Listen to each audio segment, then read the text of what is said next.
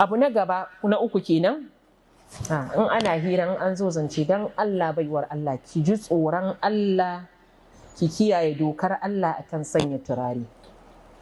Ki ji tsoron Allah, ki kiyaye dokar Allah akan sanya turare. Wallahi turare ba karamar fitina bace ba kuma karamin kawata abu yake a cikin rai ba. Shi yasa kullun nakan faɗa mu mata yan gata ne addini. Duk wani abu da zai sanya cewa kofar fitina ta buɗe akan mu, addini ya kare ta. Manzo Allah sallallahu alaihi wasallama yace duk wata mace wadda ta sanya turare ta wuce wani majalisi, ta wuce wasu mutane domin su ji kanshin ta, fahiya zaniya.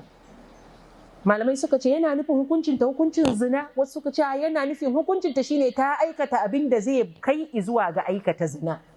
Wanda kowa ta san me ma'anar turare, ta san kuma meye tasirin da turare yake a cikin zuciya. Wata in za a zo hira ta balbala turare, ita ce body spray, ita ce ta fesa na fesa, ita wata ta turara kaya a duk ki hakuri, duk ki adana wannan energy din, zaki je ki har wata rana ma sai kin dinga karfafa kanki kafin ki yau da gobe.